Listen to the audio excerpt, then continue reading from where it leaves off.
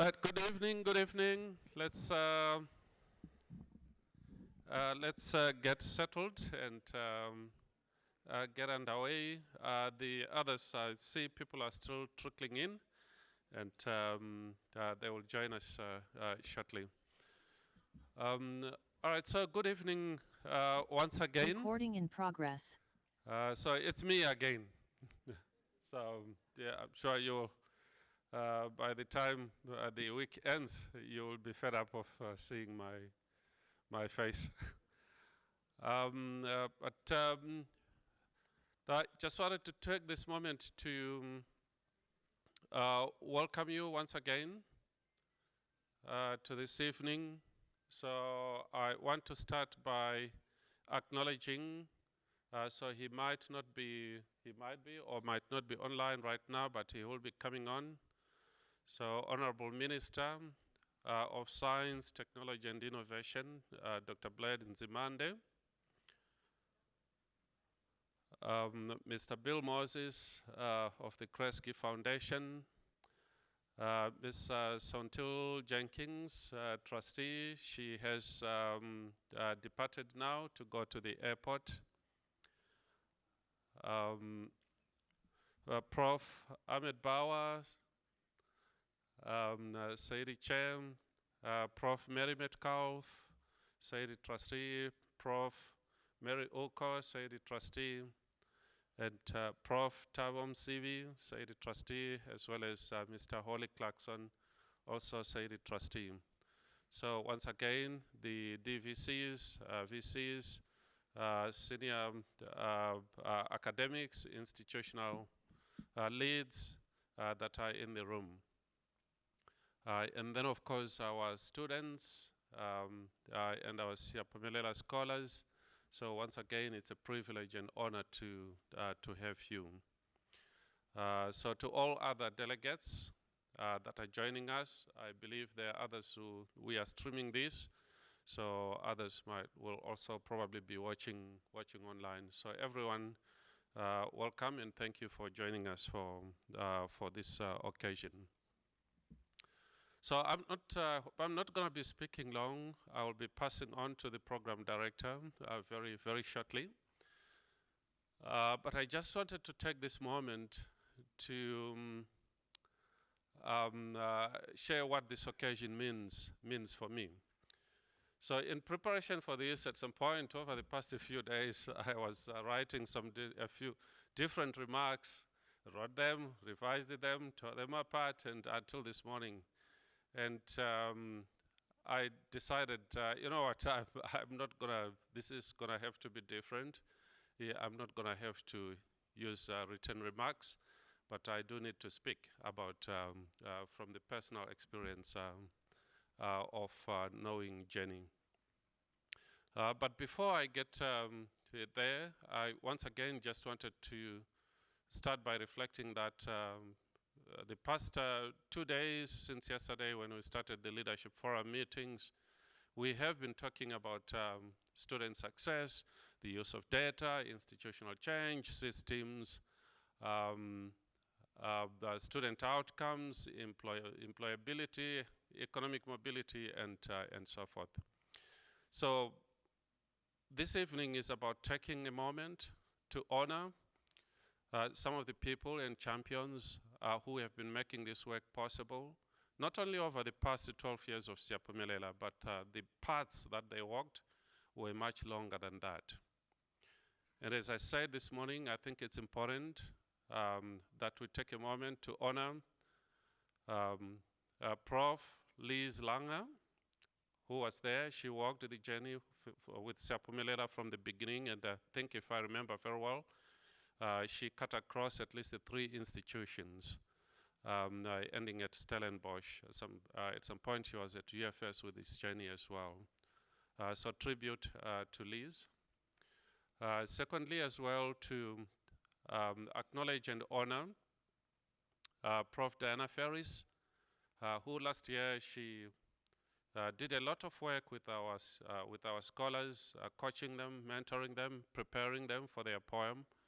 And herself, she also came on stage at some point to share her story, and it was a powerful and insightful one. So we pay tribute to Prof. Diana Ferris.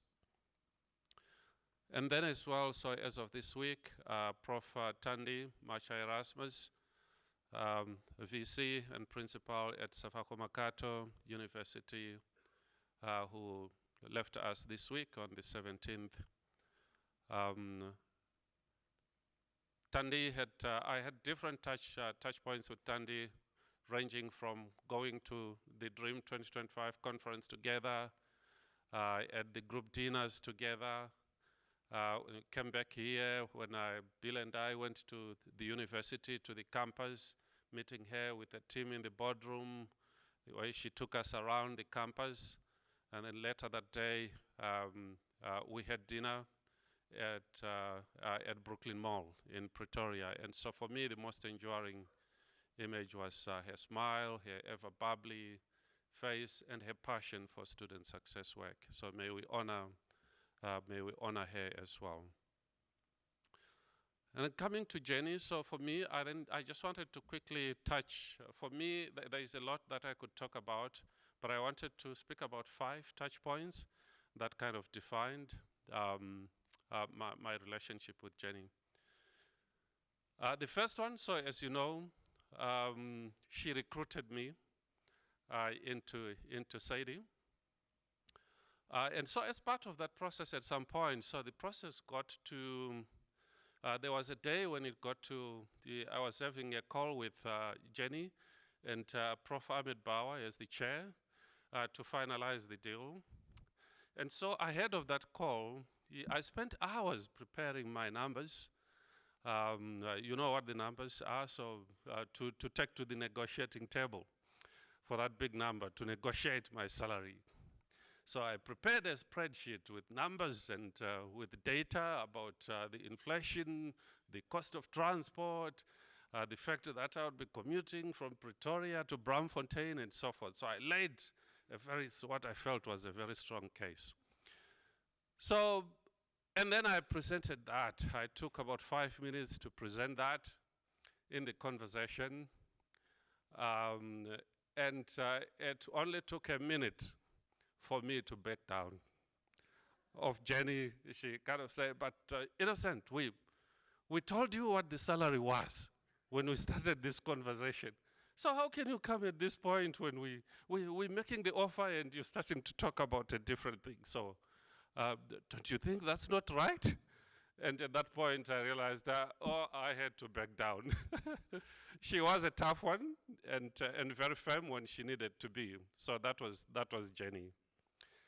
The second touch point was, of course, the honor and privilege that I had of overlapping with her. It's very rare to have the opportunity to overlap for a 3-month period with your predecessor. In many cases, you arrive, your predecessor is already gone, and so you kind of have to take over, you have to find where the spoons are, and of course the staff will be there to show you. But it makes such a difference for your predecessor, and in this case for Jenny, to walk me through the ropes. She spent all those 3 months to really show me the details about it, explaining to me how Saide's operating model is so complex, our chargeable days model, and so she kept saying, so if you don't get this right, the things will not work out. And so it was such a privilege and honor to walk the journey with her through the handover process. And then the touch point, the third touch point, of course, became the actual handover of the baton. So I remember that was at the 31st anniversary. We combined the 31st anniversary of Saide and the actual handover of the baton. We held it on the 10th floor at our Braamfontein offices. And so several people at different times were talking to me when we were mingling. They were saying, oh, yeah, these are large shoes that you have to wear. So someone came to me when Jen and I were standing at some point, and we were talking. Someone came and remarked that you're going to have to fill very large shoes. And Jenny retorted, and she said, well, if you look at the two of us, if you compare the shoes, whose shoes are bigger? So his shoes are bigger, so he's not going to have any trouble with that. He just has to be careful that if he wears mine, he's going to break them apart. And at that point, I did say, for me, I think it's not about wearing the shoes. For me, it's the privilege of, so here we were standing there, this stark contrast of this very tall man that she was so pleased to have found, because you heard about African Storybook. One of her most favorite storybook was a story called A Very Tall Man. So if you go to African Storybook, find that. So she was fond of usually saying, so I found my very tall man. This is a very tall man that I brought into Saide. So for me, the privilege I said was it's about riding. I might be tall, a very tall man. She might be short, but for me, she was a giant. I had the privilege of riding on the shoulders of a giant, and I continue to do that. And then fourth, as I move to close and move on. So the fourth was my last outing with Jenny was, incidentally, it was actually here. When we came to the G20 social forum. And so I arrived a little bit later. She arrived ahead of me, and so she went through the registration process. And then when I arrived, so she said, oh, you're arriving here, the queue is very long. Let me take you, I'm gonna use it, because I was treated as a senior citizen, so I'm just gonna carry you along and say, this is my son. Come, register him. And then I said, so as we were going through, then fortunately the organizers called and said, no, we have you sorted out, you can come over here. But during that period, so the mingling, every time she saw an eminent person, she would call me over and say, Innocent, come over. I need to introduce you to, have you met the minister? Have you met the DG? So she constantly pulled me over and introduced me to different people. And so on that day, I think within a 30-minute period, she introduced me to more than 10 people. And some of them, the relationships which we are continuing to cultivate, they're leading to really strong collaboration. And then the final moment was the final day that I was with Jenny, was in the office. I was working somewhere in the office, and so there's something that we had agreed. She was working on a memory project for me. She said, I'm going to work on something to catalog all the work that Saide did over the past 3 decades for you, so that it's very easy for you to navigate. And so at some point, she had me walking in the passage, and she called out, she's like, Innocent, come over here. I want to show you something. And so I went over, there's this huge cabinet. She started showing me files and files of reports, work that Saide did as far back as 1993, work with the Open University of Nigeria, with UNISA, and then we started talking about documenting those and digitizing them. So that was the last time that I was with Jenny. And as you know, 2 days after that, the tragedy struck. And for me, that moment became so symbolic and so somber. It was almost like her last act of handing over the institutional memory to me. And so for me, it's very personal. It's a very personal thank you and tribute and honor to Jenny. So with that, I would like to hand over to our program director for the evening, Prof. Mary Metcalfe. She doesn't need any wordy introduction, and Mary doesn't like that usually. She usually wants us to maybe just mention a few. That, as you know, she's one of our national planning commissioners. She was DG before at DBE. She is a trustee at Saide, but she also founded a very impactful initiative that many of you might know called PILO, which is about literacy and numeracy. She's very passionate about that. So, Mary, I'm not going to... No, that's enough. Thank you. You look innocent, Mary. So innocent, I want to thank you for that beautiful, beautiful beautiful portrait of Jenny.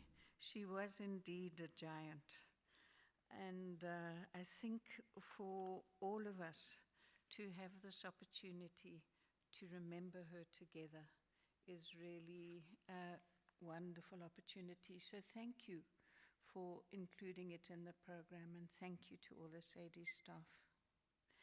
I'm not going to say more in terms of introductory comments now, because I want to thank Minister Nzimande.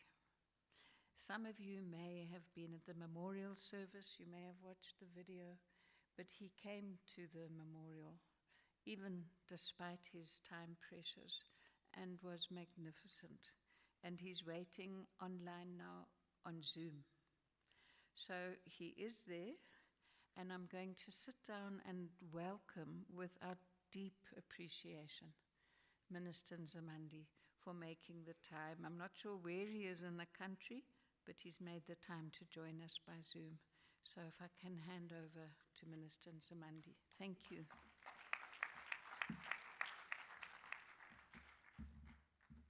Thank you very much, Program Director. Professor Mary Metcalfe, I hope I can be heard. Yeah. I am in very cold Cape Town. Yeah. And Minister, we can hear you very well. Thank you.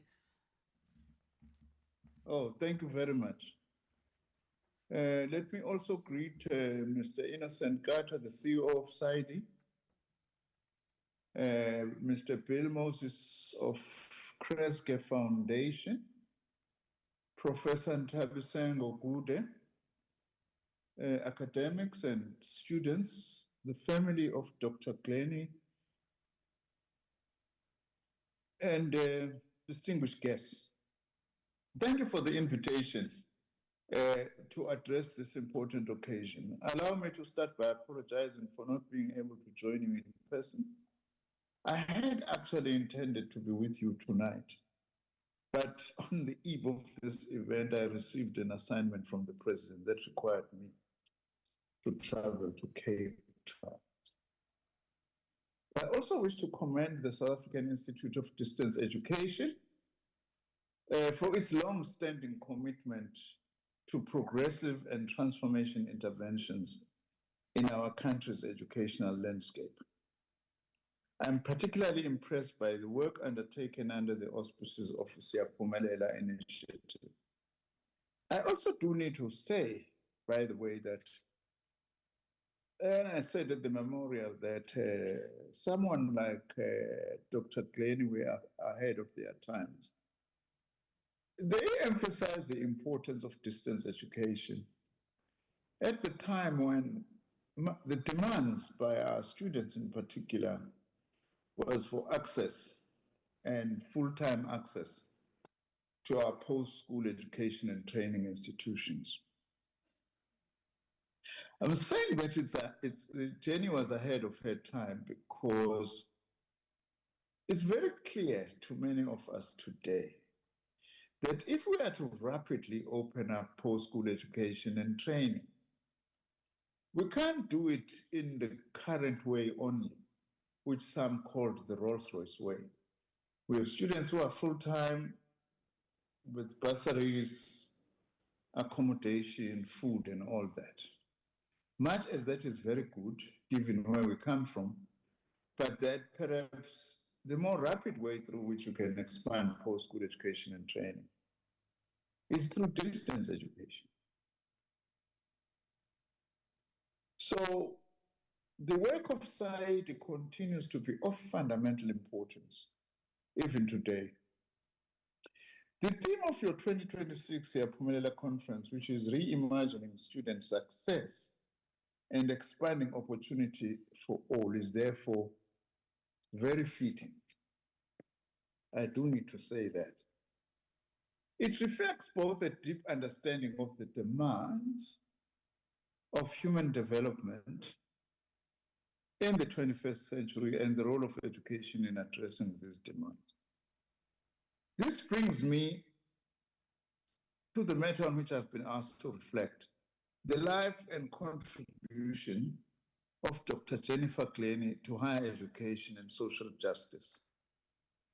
Although she is rightly celebrated for her pioneering work in education, a full assessment shows that her impact went far beyond the education sector. Her work contributed to the struggle against apartheid in some fundamental ways and to the project of building a free and democratic South Africa. Therefore, in paying tribute to her, I wish to highlight at least 5 key aspects of her contribution. The first is her practical commitment to education and social justice. Dr. Glennie was not content with merely pointing out the deficiencies of the apartheid education system, but she was deeply committed to finding practical and alternative solutions to the problems that she and others had identified. It is for this reason that at the height of the anti-apartheid struggle, she initiated and participated in the formation of several progressive education initiatives, many of which helped shape the legislative framework for post-apartheid education policy in our country. The second was her uncompromising commitment to the quality of public education. Dr. Glennie strongly believed in the importance and the value of public education. She did not stop at fighting for access to education for the marginalized majority, but she was equally concerned with the quality of that education and with ensuring that access must translate into meaningful learning opportunities. I remember she was one of those who felt very strongly that access to education, especially higher education, was more than just entering a university or a college, but also believes strong in what we also used to call epistemological access, which means that the nature of the education system must be accessible to everybody in terms of the knowledge, the way it is imparted, and all that. As the founding director of the South African Institute of Distance Education, she played a leading role in developing innovative and inclusive pedagogic approaches, amongst which what I'm talking about, epistemological access. These included the African Storybook initiative, which promoted home language literacy among African children. In many respects, as I have said, she was ahead of her time. Her focus on strengthening and expanding distance education in the 1970s and 1980s has today become central to government strategy to broaden access to education, although as government, I must admit, we still have much more to do, as well as a country working together with all the education stakeholders in this regard. The third was the immeasurable contribution to higher education. Through her many roles in the higher education sector, including as a member of the Council on Higher Education, the CHE, and as a member of several university councils, Dr. Glennie helped shape the legislative and institutional architecture of South Africa's public higher education system. In this regard, for instance, we were both appointed at some stage by the late former Minister of Education, Professor Nkata Asma, to serve on the Council of the University of South Africa, UNISA. Later, as Minister of Higher Education, I also appointed Dr. Glennie to represent South Africa on various international bodies concerned with distance education. She represented our country with distinction, I must say.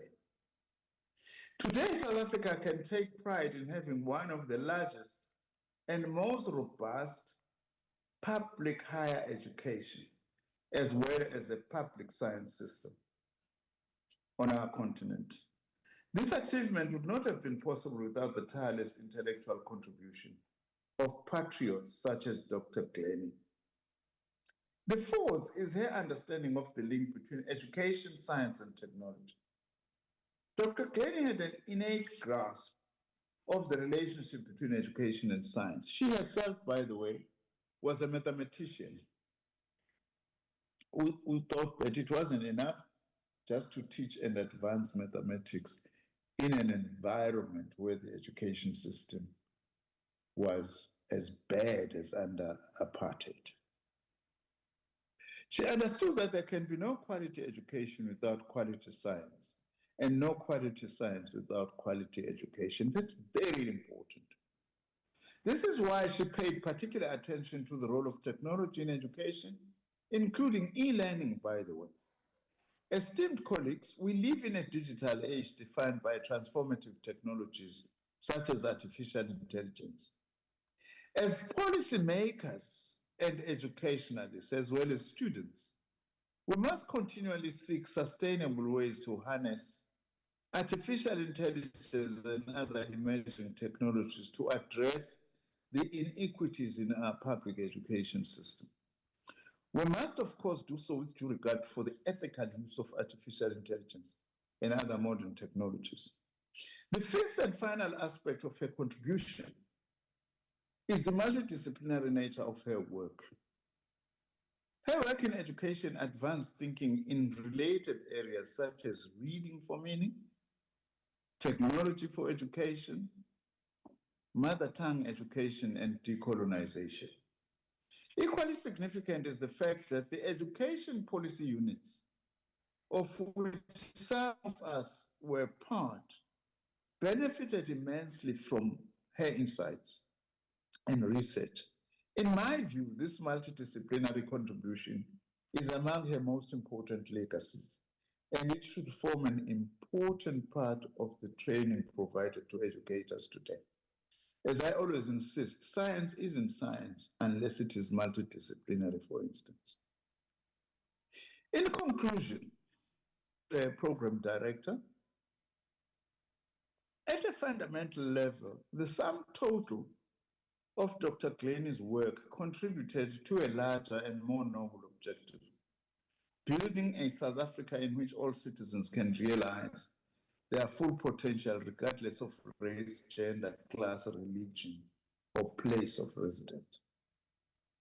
Drawing from her monumental legacy, we would do well to recognize that while we have made significant progress over the past 3 decades in transforming our education system, the struggle for a more equal education system is far from over. It is therefore my sincere hope that the outcomes of your conference will help strengthen our collective resolve to build a more equal education system, and in doing so, a more equal society. In fact, the way we are doing it through a conference like this and initiatives such as Siyaphumelela, we're exactly doing what Dr. Glennie believed in very strongly, that we are all in it together. And we need to ensure in particular that the beneficiaries of that education system, they feel part of the system, and also they play a very important role. With these few words, may the legacy of Dr. Glennie continue to live on. I wish you a successful conference, and thank you very much.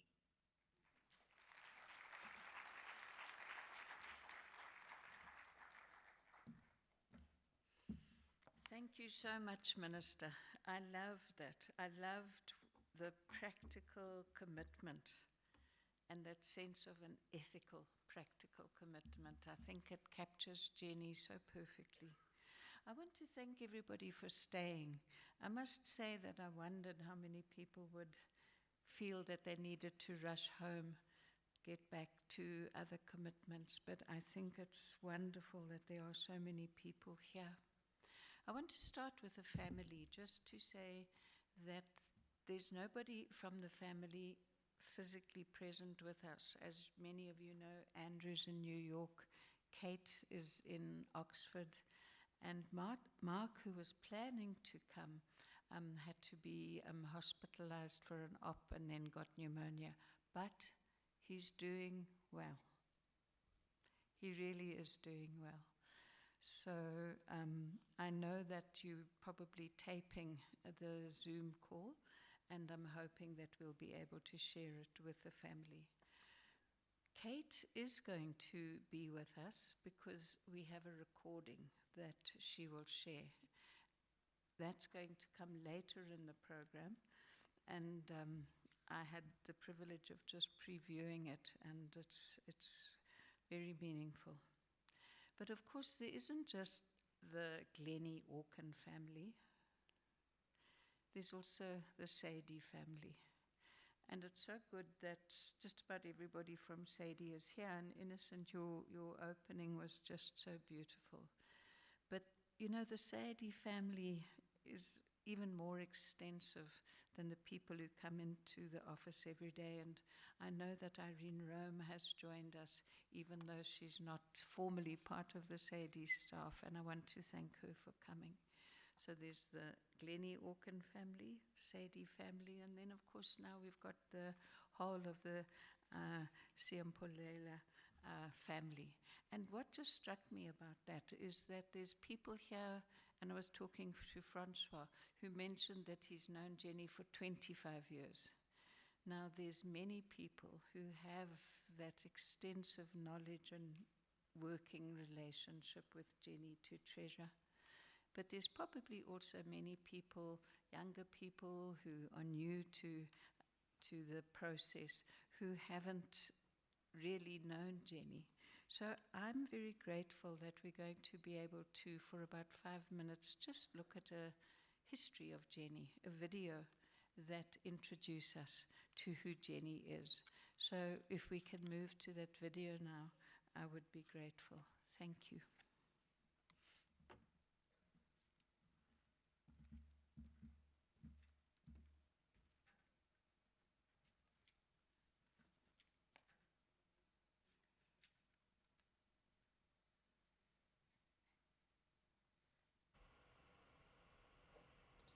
Thank you all so much for coming to this event and recognizing all.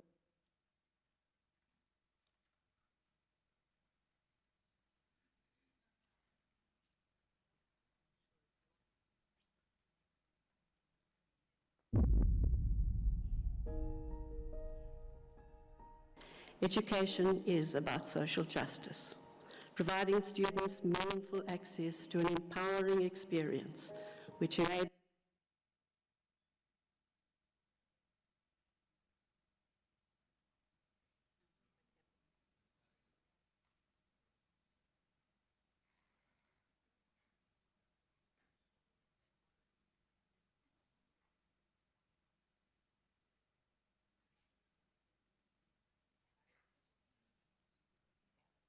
them to critically engage with their context and, in whatever way, to seek to improve it.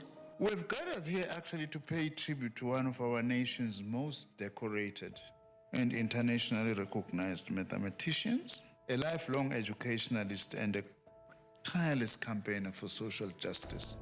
And the mission was to do the opposite of what Vervoet described, which is to democratize education, to make sure that no one was left behind.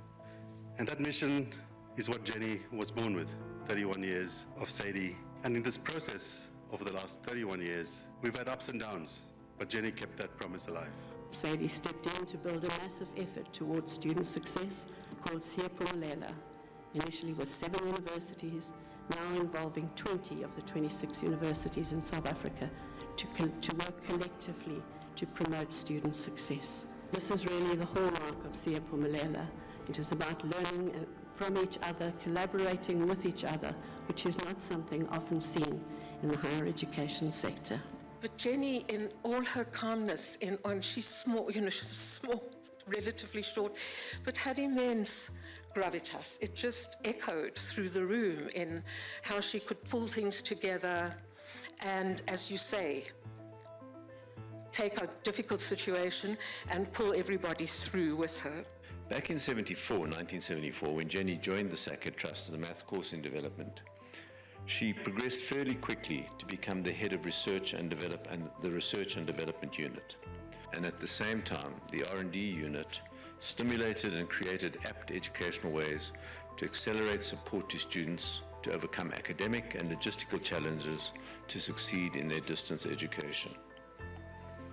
The African Storybook initiative gives continent-wide meaning to decolonizing education and the pursuit of social justice that has driven Ms. Glennie's work. Jenny, your impeccable integrity, strategic thinking, innovative guidance, and ethical leadership has greatly benefited Sol Plaatje University. This committee conducted interviews for the position of the Director of Saide. After the interview, when Jenny had left the room, Franklin Son, a very open and expressive person, who had been sitting closest to Jenny, exclaimed, "Not only did she prepare the answers, she also prepared the questions. That girl can run the world." Over a 50-year period, Jennifer Glennie has made an outstanding contribution to education and social justice in South Africa through a range of strategic and innovative education programs, bringing student success to the fore in open learning institutions across the higher education sector. Much progress has been made, but much remains to be done by this vibrant nationwide network for us to achieve the change we wish to see. These are her legacy and are in plain view today. And these are her gifts to future generations of South Africans. And if you read the citation and you look at the years, she did these all at the same time. You are going to leave a legacy of impact and a legacy that's going to be hard for anyone else to come close to. You have demonstrated what is possible even under the most testing circumstances. Thank you, Jenny, for your bold, courageous, can-do, forward-looking leadership.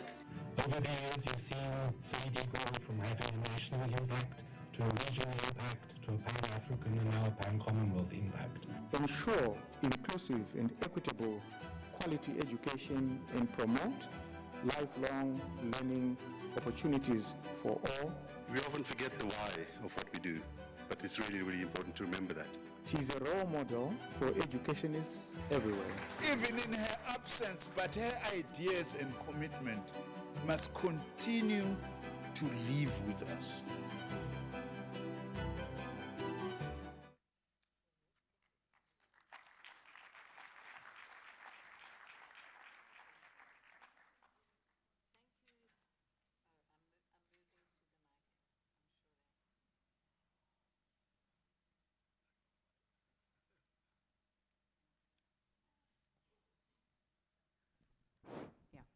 I've decided to move to the seat and stay here, so thank you. So you saw on the videos clips from her honorary doctorate from previous Siyaphumelela conferences and some from the memorial service. But this is our memorial service with this larger family. So I'm now going to invite Zoe Bok, who is a Siyaphumelela scholar, to share with us a poem that she, I think, has written, hey? Yeah, do you want the mic? You're going to go.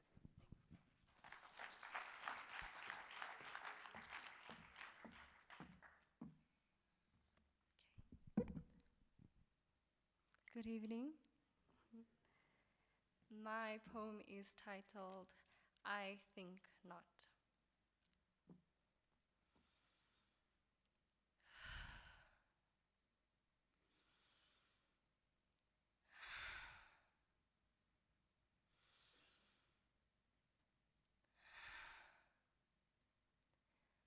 You are hearing my breath, the breath of slave, native, laborer, and immigrant, the breath of Zoé Bok and Ursula Reed. Mpumalanga's misty dawns, cradling my first breath.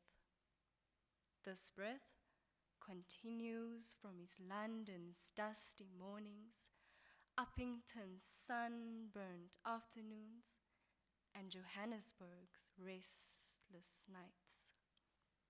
Cape Town's wind-swept promise, Gravrinet's quiet streets echoing with old stories, Atlantis' tense corners, where sirens wail, gulped my breath with the grip of gangsterism. There were days in Belhar when the loneliness and the fear factory of being female smothered pounded my heart walking home through streets menaced with shadows and whispered threats. A mosaic of places, each one a piece of home. I choked in the tides of my father's careers and undertow of divorce, the silent guilt of feeling responsible for a house of conflicts, becoming a child between two homes, a pendulum between having and poverty. I exhaled in the ache of being the outsider in my father's house, my family, a suitcase packed and unpacked by hope and hardship, my family, a patchwork of my stepmother, step-siblings, half-siblings, and the silent spaces left by separation. When I finally lived with my mother, a mother I barely knew beginnings laced with old wounds, a family learning to fit together, healing and hurt in equal measure. The new girl in every classroom. My name a seed in unfamiliar soil, each school a maze of customs and faces, never quite belonging, never quite seen. Each new school, a lesson in letting go. Each grief, each goodbye, a silent grief. Each ache, a friendship left behind. Who was I across so many faces and places? How can I measure myself when standards shifted like sand? Why was the warmth of true belonging only to be glimpsed from a distance? So I wore a mask. But underneath this mask, I carried resilience. My academic prowess would not be lost in translation. So I breathed. Yes, I breathed my breaths. My academic prowess would not be lost in translation. I carried the weight of tuition and rent like stones in my backpack. Nisvas, a lifeline, but never enough to ease the burden. Each rand a reminder of sacrifice. But then, at UWC, where the walls remember the struggle, where the soil is rich with footsteps of those who fought for freedom with books and bare hands, there I understood education is the most powerful weapon which you can use to change the world. Mandela's words resonated deep within my heart, and I began to believe that my story too could change. At UWC, I inhaled the oxygen of philosopher Mhlumi. Mu tseha onna setlare kepilo. Power does not lie in medicine. Power lies in the heart. Yes, so you hear me breathing. Carried by the breath of slave, native, laborer, and immigrant. Carried by the breath of the daughter of Zoe Bok and Ursula Reed. Ek is nie 'n slagoffer van my omstandighede nie, maar die architect van my eie toekoms. My heart, a compass that points to hope. My voice, a drumbeat that calls others to rise. Mu, tsoke mu, tsokaba, tobabang. I am because we are. I praise every hand that lifted me, every voice that called my name in the darkness. My story woven into the tapestry of liberation. Hier het ek besef, ek is deel van iets groter en ek dra die drome van my familie, my gemeenskap, my land. Every step forward was a chorus of encouragement. Every stumble, a lesson in humility. Every victory, a testament to the village that raised me. I am because we are not victims of circumstance, but witness to the power of community. A living metaphor for hope.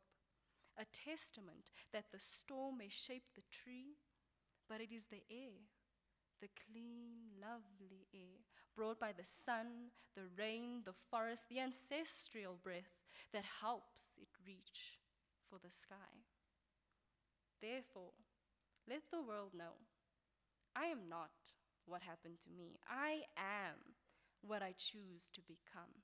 I am because we are rooted in the soil of shared struggle, blossoming in the light of collective triumph. Despite it all, I made it. Victim of circumstance? I think not. I breathe moya my soul. Yes, I breathe oh so very freely. Thank you.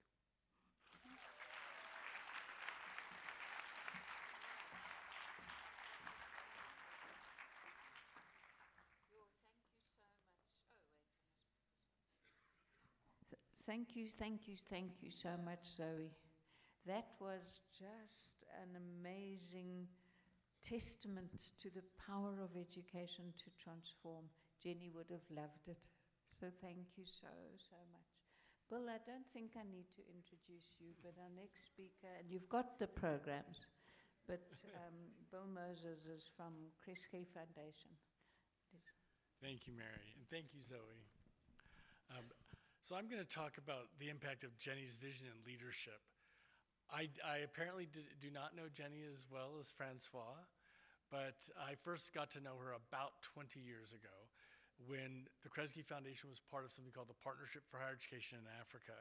It was 7 foundations, including Kresge, Ford, Carnegie, Rockefeller, Mellon, a couple more I can name if you'd like me to, but we were trying to do was to develop higher education throughout the continent.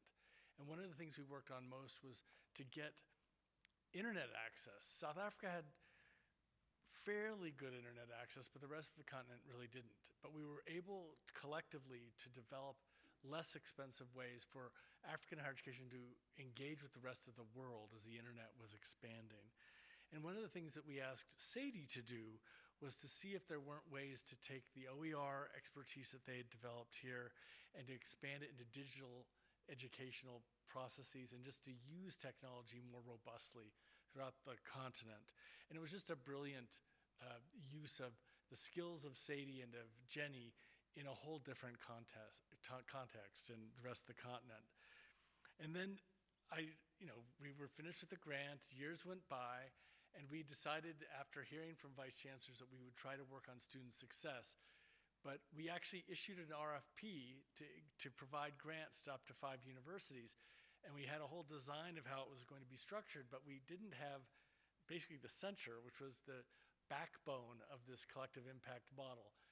And we didn't know who it was. And suddenly somebody said something about Saide and it hit me. And I was actually at, I think, Kayaba Airport.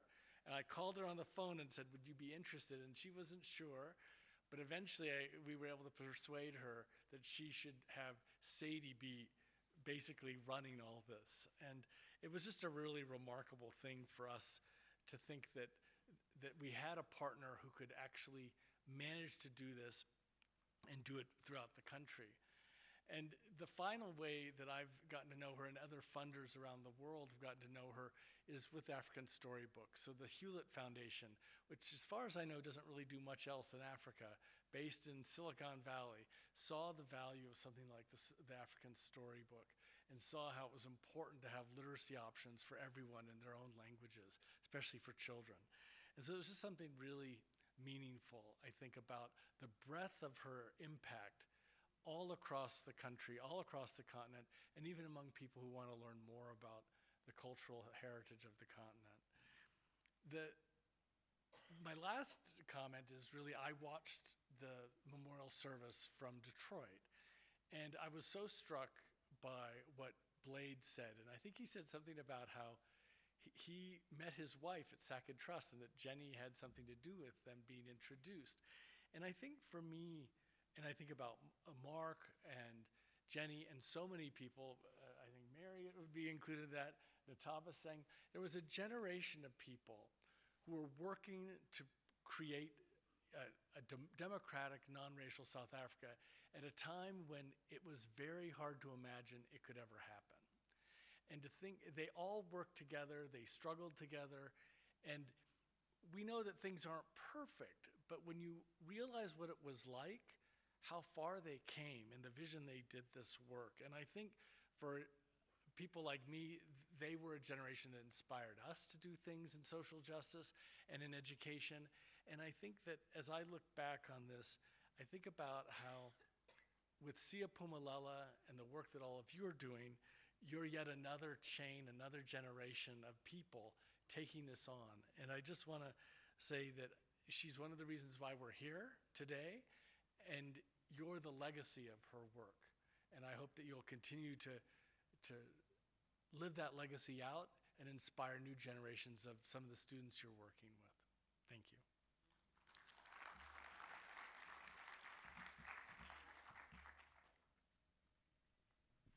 Thank you so much for reminding all of us that what we are able to achieve with vision, practical commitment, and the impact of that together with a commitment to social justice and transformation. And I love that you were saying it's this generation that must now take it forward. So I'm so glad. Thank you. So our next speaker is Nthabiseng Ogude. Ntabi, would you like to speak from there or from here? Yeah. I just decided I don't want to be jumping up and down. So over to you. Thank you, Ntabi.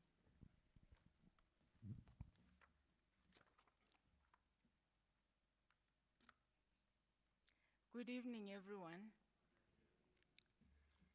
I would like to start by acknowledging Dr. Blade Nzimande, although I'm sure he's no longer online. And I also want to, to acknowledge Jenny's husband, who was supposed to be here, as we heard from Mary, but could not be here. I would also like to acknowledge Professor Ahmed Bawa, the chairperson of the Saide board, and the other trustees who are here, Dr. Mary Ooko, Professor Mary Metcalfe, Professor Thabo Msibi, I think may not be here, and Mr. Holly Clarkson. The Kresge Foundation representatives, Bill Moses, who is the Senior Managing Director, and I think everybody has said you don't need any introduction. And Ms. Suntil Jenkins, who was here, a trustee of Kresge, but had to leave.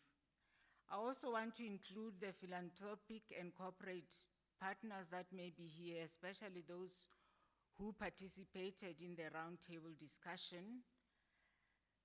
Mr. Philip Shabalala from the DHET, any representatives from USAF, CHE, SAQA, and other partners, University Vice Chancellors and Deputy Vice Chancellors, Siyaphumelela institutional leads, Siyaphumelela fellow coaches, students and Siyaphumelela scholars, in whose name we are here, academics and other support staff, and all delegates, in person and online. When the Chief Executive Officer of Saide, Mr. Innocent Nkata, invited me to pay tribute to Jenny, I accepted without hesitation. Yet I was immediately confronted by enormity of the task. How does one begin to honor a woman whose accomplishment, compressed into a few decades, far exceeded what many might aspire to across an entire lifetime? A Sesotho proverb came to mind. Ha o ruta mosadi, o ruta lelapa le setšhaba kaofela. Loosely translated, when you educate a woman, you educate a family and a community. Profound as this wisdom is, Jenny's life stretched it further. She educated families, communities, countries, and indeed the continent, and made a huge contribution globally. Her work embodied the multiplier effect of education, strengthening families, building communities, and transforming societies, and in the process, embodying an important principle of leadership, that one cannot change the world alone, but through extensive collaboration and networking. The collaborative networks Jenny formed were unparalleled, and this was one of the fundamental modes of working in all the Saide projects.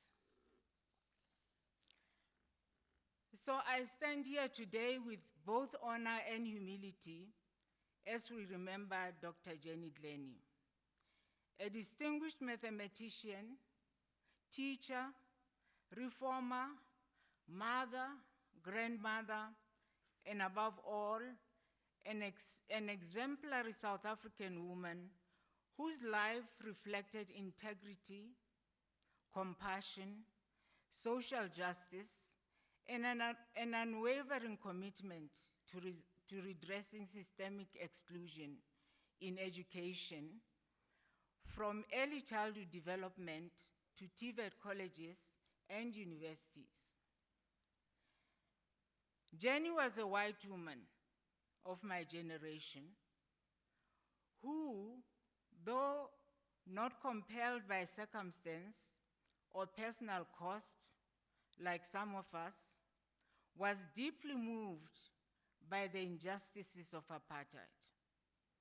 She is one of the few from her background, together with people like Professor Metcalfe, that chose to stand with those of us working to redress,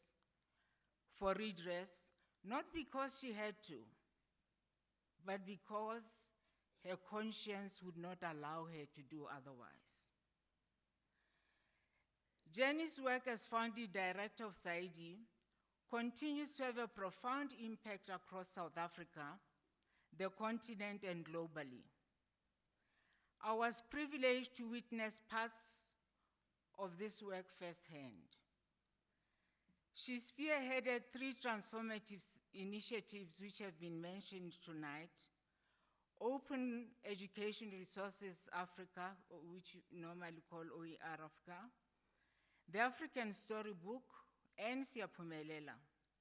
Each of those reshaping the educational landscape and revealing Jenny as consistently ahead of her time.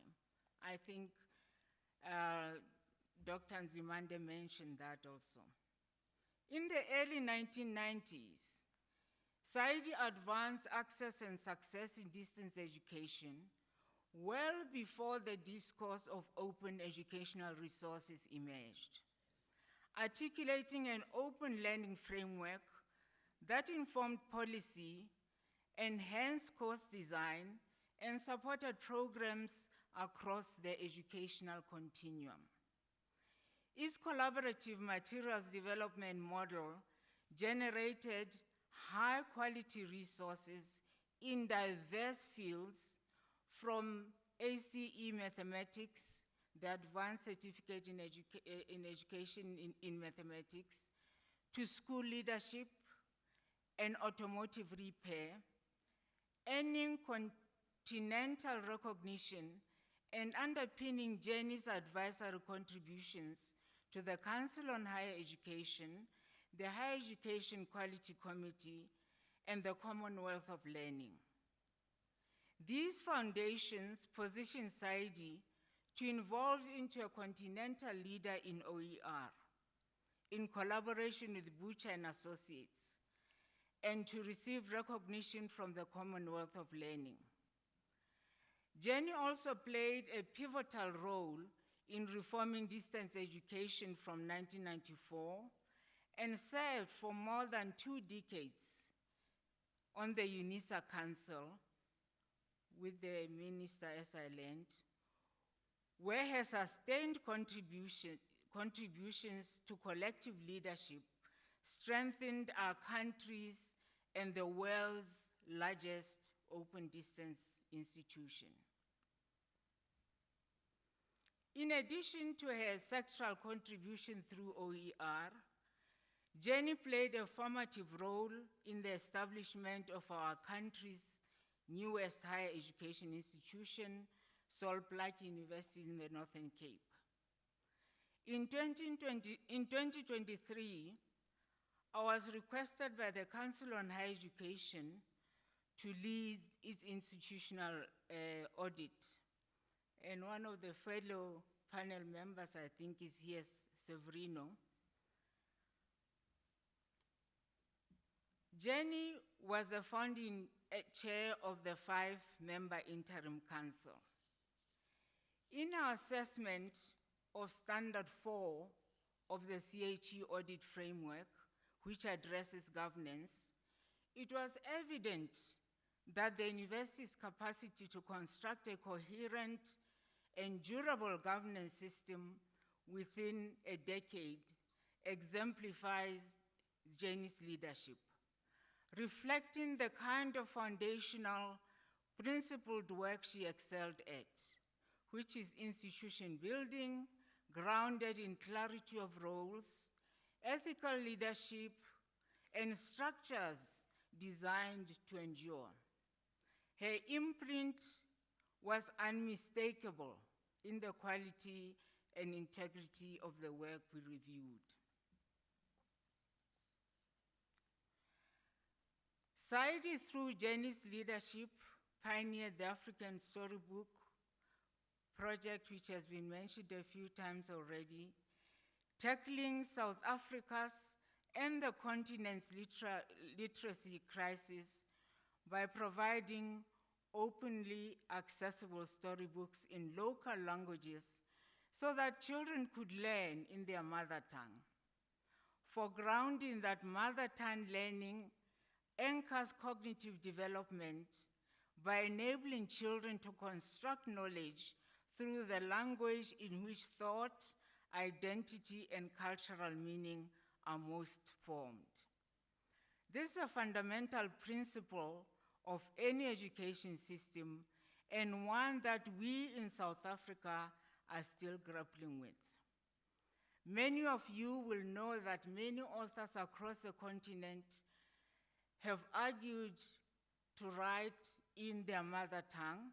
Solplaatje's Muhudi, for example, was written first in the local language, I think Setswana, and then later translated. In East Africa, Ngugi wa Thiong'o is well known for having advocated for mother tongue, teaching and learning, and writing texts in our mother tongues. I once told Jenny how deeply impressed I was by this work and how I regularly read African storybook stories to my grandchildren in their heritage languages of Sesotho, Kiswahili, and the Luo. She spoke fondly about how the project was conceived and the generous funders who believed in it from the beginning. Today, the scale of the African Storybook is nothing but astonishing.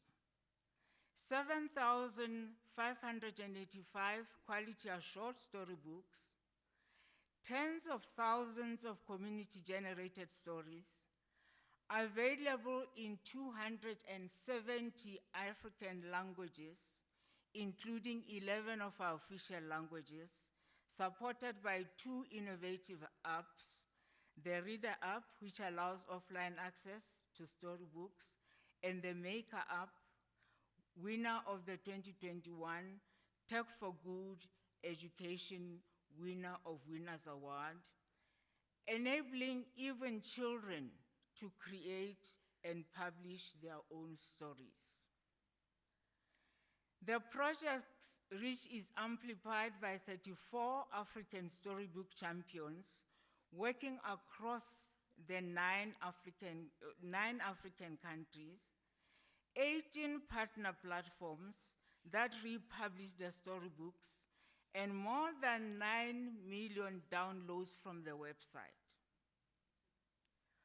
Through these partnerships, it is estimated that over 16 million children and more than 500,000 educators have been impacted by the African Storybook Initiative. The sheer breadth of this impact reflects Jenny's vision, her belief in African-led knowledge creation, and her unwavering commitment to educational justice. Through the third program, Siyaphumelela, whose annual conference we are attending today, Jenny advanced student access and success across most of South Africa's public universities, embedding equity into the fabric of the sector under the support, of course, of the Kresge Foundation and Bill Moses, who is here. And I would like to mention Rip Rapson, the CEO and president of Kresge. And having been involved during those early years of the formation of Siyaphumelela, together with people like Francois, I firmly believe that one of the most consequential decisions the Kresge Foundation made was selecting Saide under Jenny's stewardship to serve as the backbone organization for this initiative. What began as a network of 5 universities, as Bill mentioned, expanded to 7, supported by national coaches, regional networks, together with the guidance of Dr. Karen Stout of the Achieving the Dreams team and the Achieving the Dreams team, alongside the DHET, USAF, the vice chancellors of our public university, and the vice chancellors of our public universities. Siyaphumelela's work was further strengthened through alignment with the DHET's University Capacity Development Grant. Can I have some water, please?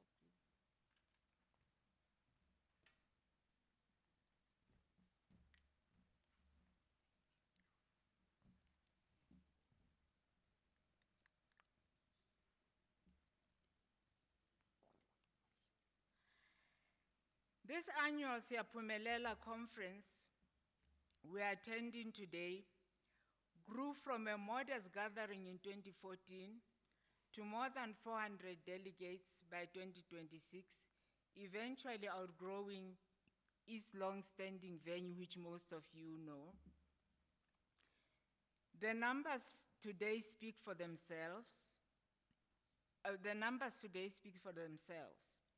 Under Jenny's steady and visionary leadership, together with carefully selected board members over the years, Siyaphumelela has become Kresge Foundation's most successful and impactful investment outside of the United States, reaching close to 1 million students across 3 major funding cycles, improving retention and significantly increasing the participation of students from quintiles 1 to 3.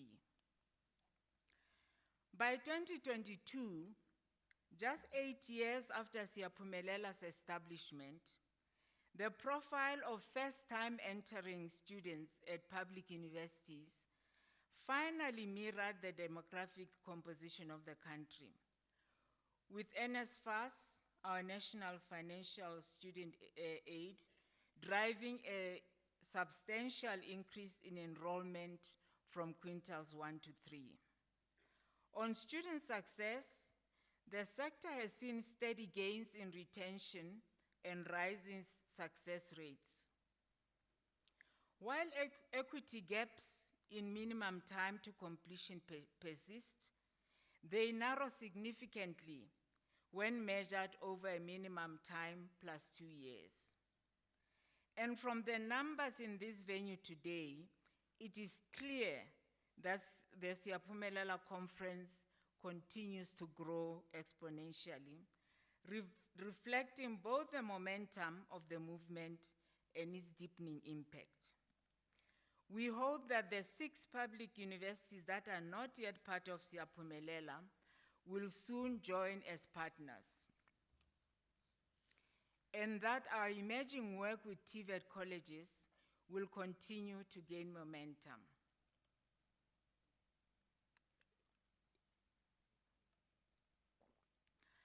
As one of the Siyaphumelela coaches and one of the early participants in achieving the dream of access with success, I am deeply saddened by Jenny's passing, yet profoundly humbled and grateful to see the sheer number of people gathered in this venue today.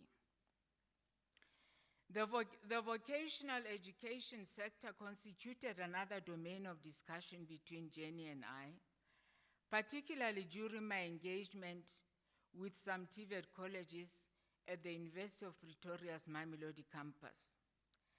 Like Jenny, I held the conviction that what appears impossible becomes attainable when systemic action is pursued with patience and when institutions are deliberately built to endure beyond individual involvement. Through the Mamelodi Collaborative, which the Kresge Foundation also funded, we conceptualized a genuinely systemic and collective approach to educational transformation and to social renewal in township contexts, envisioning its application across the country's many township and informal settlement communities. In my view,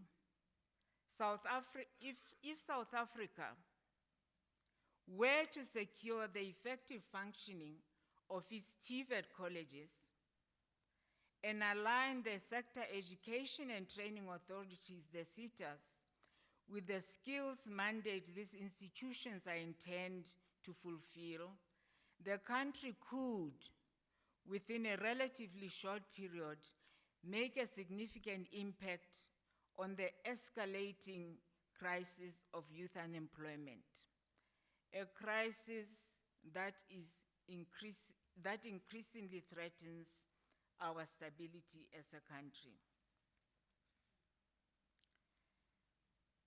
Jenny's warmth was inseparable from her professional impact. In quiet moments between meetings, she spoke with pride about her children and grandchildren, her eyes lighting up in the unmistakable way only a mother's can. We often laughed at how our paths kept crossing, first through our respective roles in access and success work in education, and again through our children. We discovered that our daughters both teach at Oxford University and had their babies 6 months apart. and we shared the familiar longing to spend more time with them and our grandchildren.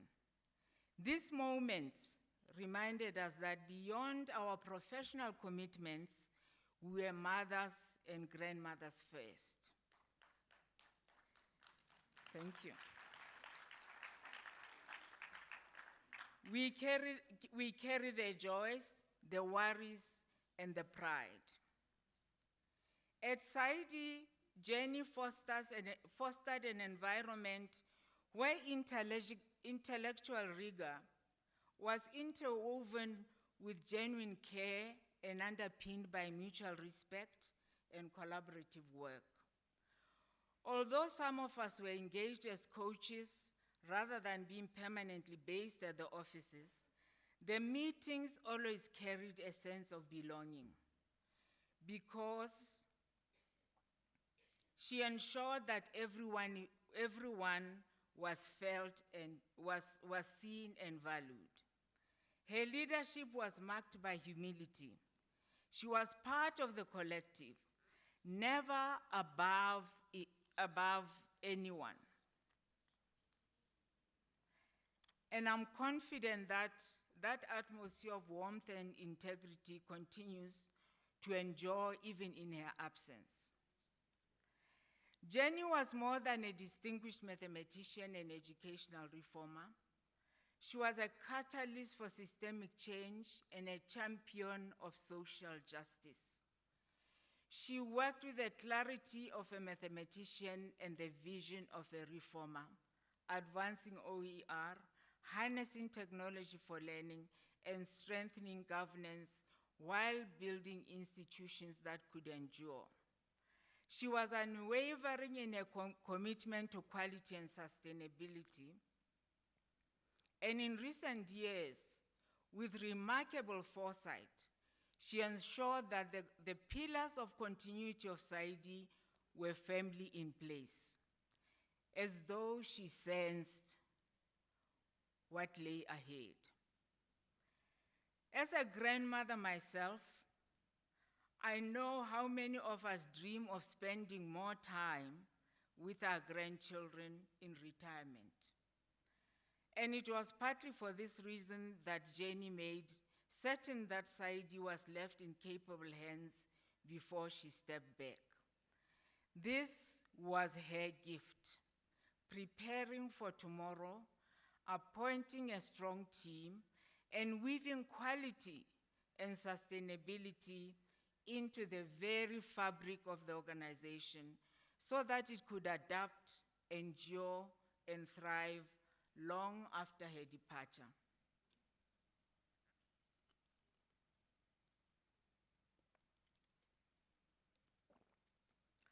In closing, I want to make a promise to Jenny. Jenny, those of us who continue to work, those of us who continue the work you championed, pledge to carry your legacy forward with the same clarity of purpose and integrity that defined your life. We commit ourselves to ensuring that the foundations you laid continue to strengthen institutions, open doors, and benefit generations yet to come. In this regard, I want to speak directly to the younger people in this audience, especially the women involved in Siyaphumelela and the many initiatives Jenny nurtured. Our country needs you. Our education system needs you. Do not limit yourself to the idea that women transform only families and communities. We can transform the country, the continent, and make a profound contribution to global educational change. Draw courage from Jenny's example. Break new ground with hope and determination. Let her integrity, her discipline, and an unwavering belief in social justice remind you that you too can reshape our education system. Do your work with honor, conviction, and the quiet strength she modeled. Do this in her name as a founding director of the organization that anchors Siyaphumelela, championed the African Storybook, and advanced OER globally. To Jenny's family, we cannot thank you enough for her life. May you continue to draw comfort from her unparalleled legacy. I thank you.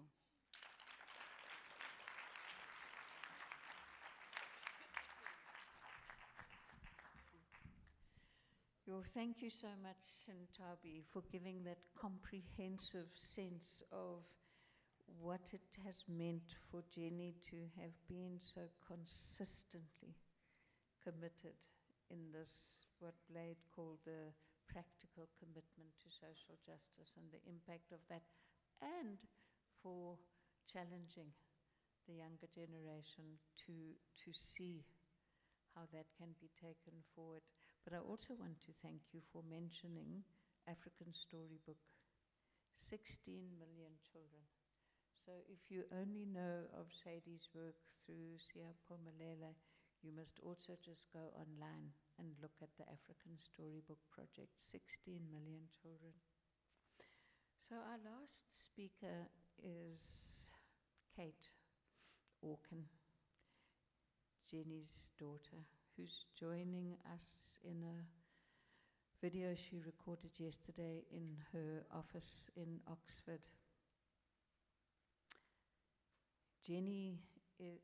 Kate is the mother of one of Jenny's 2 grandchildren. So Kate is the mother of Lucy.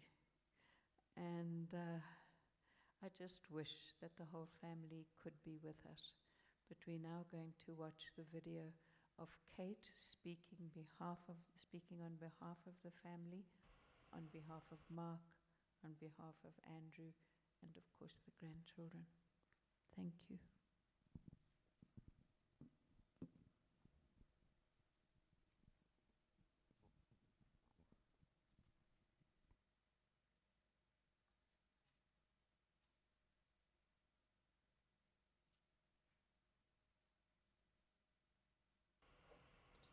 Thank you all so much for coming to this event and recognizing all the honorable guests who've joined this evening. My name is Kate and I'm Jenny Glennie's daughter. I'm speaking on behalf of my dad Mark, my brother Andrew, our spouses Sandy and Chelsea, and Jenny's grandchildren Lucy and Oliver.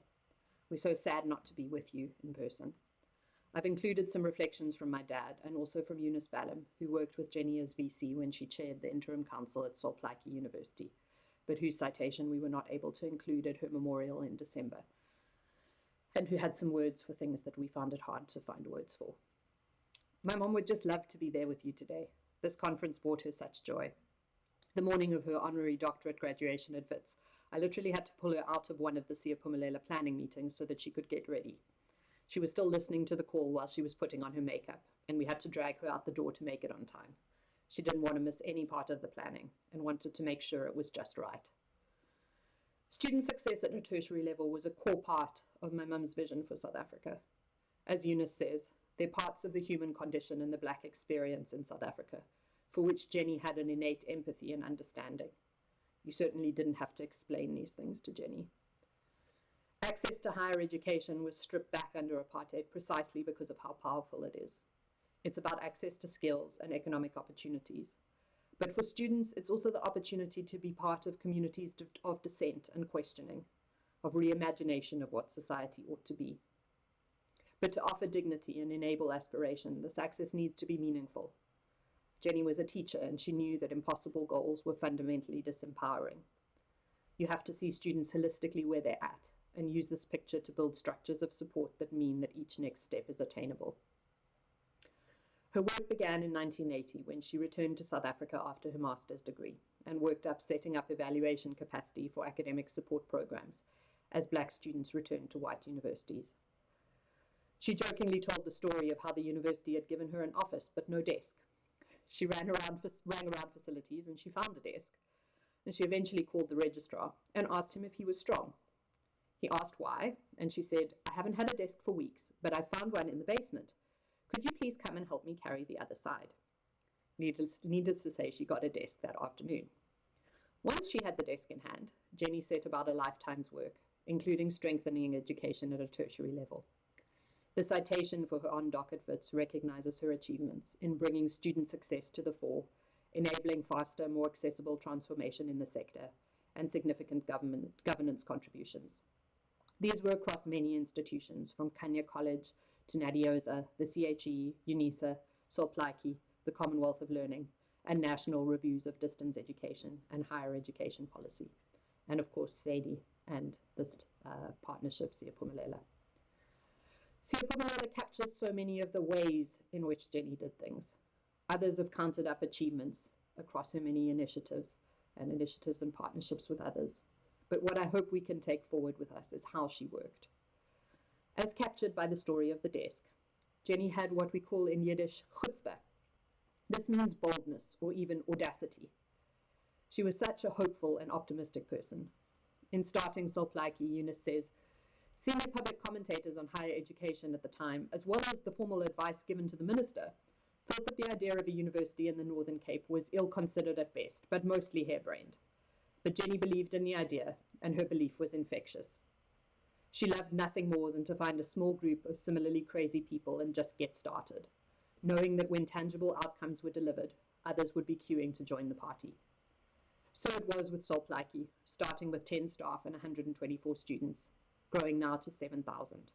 And similarly from 7 partners to the now 20 partners, and 1,500 university-trained staff that mean Siyaphumelela covers 80% of public university students.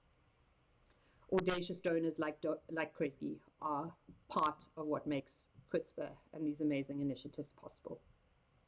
Tim Rennick from the New Zealand Polytechnic came to the conference one year, and he was so energized by how successfully bottom-up Siyaphumelela is, whereas in New Zealand it had to be a kind of top-down, compelled approach. Jenny loved nothing more than bringing together a community of people and institutions around a shared challenge. Momentum, shared purpose, problem-solving, persistence, and the excitement of pulling something off. Jenny believed in accountability, that status and respect were earned. She had a way of looking over her spectacles at you that encouraged very deep self-reflection. My dad, a former professor, could hardly believe that she'd lined up 5 DVCs in a panel at the last conference and put searching questions to them like a TV interviewer. Eunice says, in the 30 or so council meetings that I attended at SPU with Jenny as a member, I never slept easily the night before a council meeting. She had no hesitation in holding my feet to the fire when she thought things were heading in a wrong direction, or that we may have been found wanting in our governance hygiene. I appreciated and admired her for this, and I know that the higher education sector in South Africa is stronger for it. Your shared community works so well, partly because of the culture of accountability, honestly sharing experiences, lessons, shortfalls, and difficulties. People can see the trials and the failures, as well as the outcomes at the end. Success seems more attainable. Obstacles are not surprising, and institutions and their people are not compelled. They're just inspired to do better. That shared knowledge and experience is such a powerful public good. It's so much easier just to talk about successes in a glossy brochure where nothing you say gets you into trouble. But it's so much less useful for the work at hand. And this is just one example of an approach that Jenny loved, getting everyone together, making things possible in a way that wouldn't be possible if everyone acted on their own. There was also the fundamental importance of values. Eunice says, Jenny was central in helping us make decisions guided by values and instinct because in large measure, the rules were not yet in place.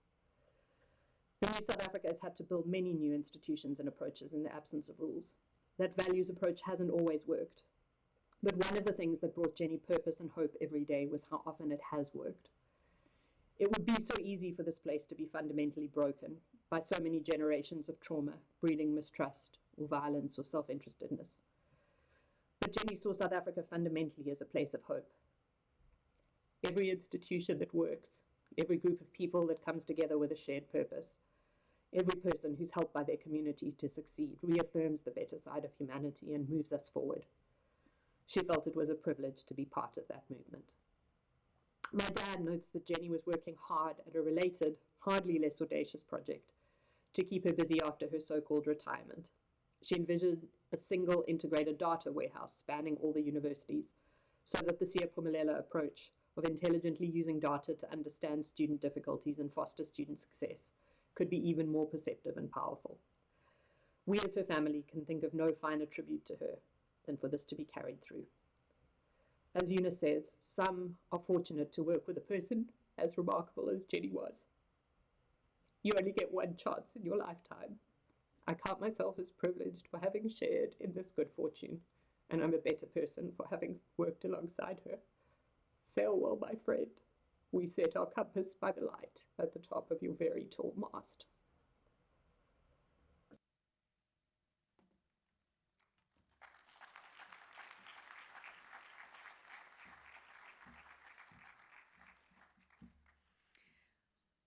So thank you for staying. For those who knew Jenny for so many years, I'm sure like me you a bit moved to tears. For people who didn't, I hope that this opportunity has given you a sense of a remarkable woman and the inspiration that she is and must be. So thank you, Innocent, and the Saide staff and everybody who made this happen. And thank you to you for staying.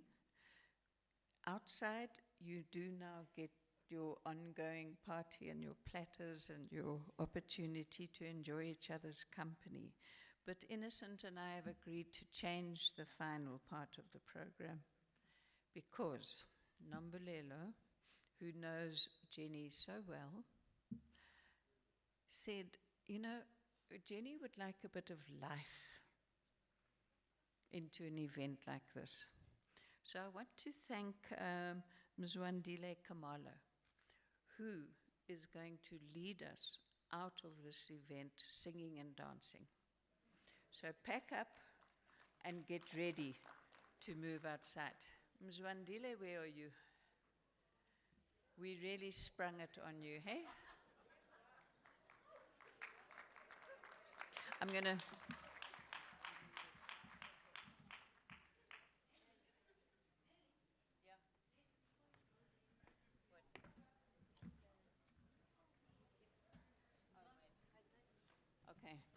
there's some formalities, but Nzimande, I hope you're ready to.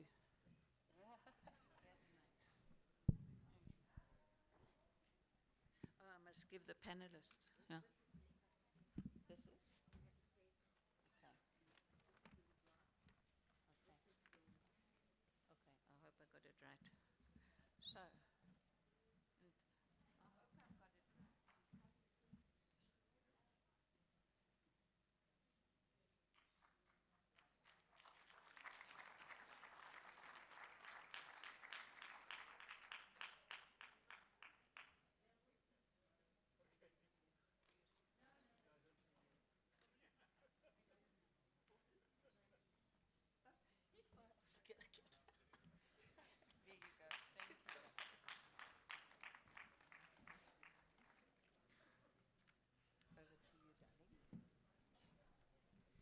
All right, good evening. We're all gonna sing this song. It's a well-known song, and it's Sholoza Sho. Uye Ntaba Stimela. Sholo, you may stand. Sho. Uye Ntaba Stimela. Awenuya balega, uya zontawa stimela spume. Awenuya balega,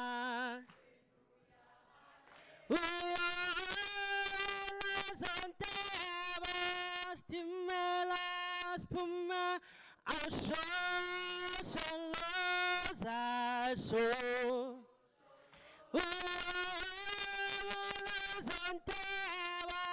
Stimela spume,